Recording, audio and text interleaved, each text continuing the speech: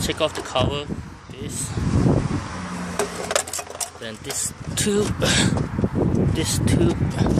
ouch, and this tube, and here.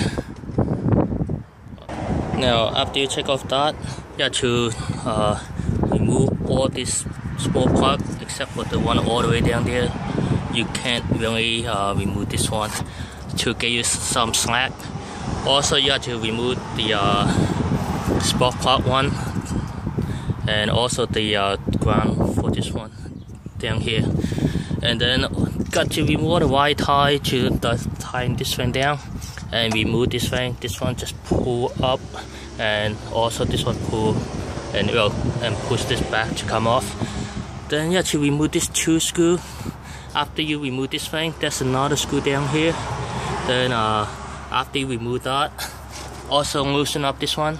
You can just remove the map sensor and then remove here to get you some slacks, so you can move this one without breaking it. Also you can disconnect from this one. I just disconnect this blue thing and push in, so when you lift it up, the manifold, it will give you some slack. But before that, you also have to unscrew the fuel rail.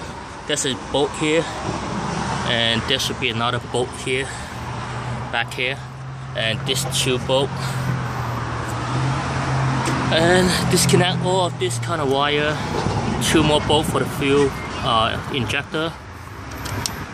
And then after that, you have to disconnect the sensor for the fuel injector, I guess. There should be 6 of them. If you got a V6, 8 if you got V8.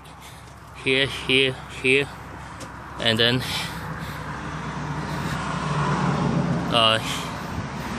here, here, and somewhere here.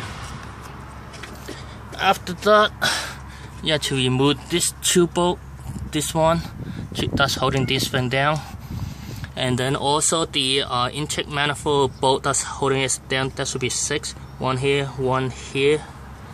and one down there.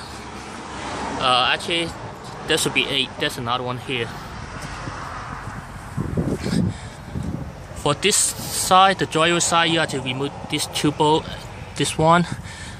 There's a bolt down there that's hard to see. After you remove this one, you'll be able to see better.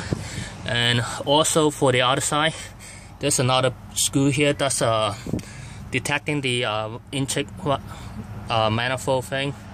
That is detected if it's open or closed. You have to remove this one, and there should be one here on this side. And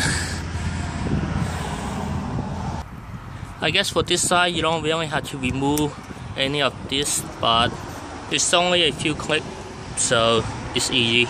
You also have to remove this bolt here too.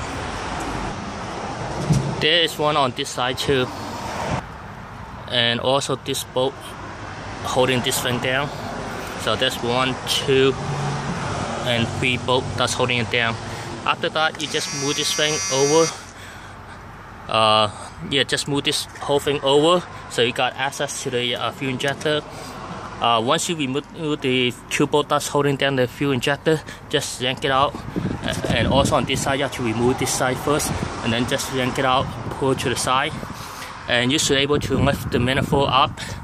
However, there is a wire holding back of the on the back of the manifold under it, and I don't think there's a way to access it, unless I could not access it. So you might want to do is just lift this up, tilt it up, replace it, and that should be it, and put it back in. And like I say, you should be able to just cut it in half and then join it back again. And if you want, you could buy the extension tube and extend it.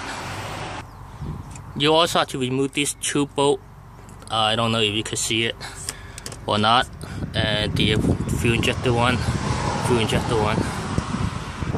And then after you remove the wire for the spark plug, there's another one over here, which is linked here. You can just remove it, push it out, and then lift it up, and it gives you more room. If you want to drain the fuel in the fuel injector, you can unscrew here using like one on this side and turn on this side, but put a cup underneath because there will be a fuel coming down.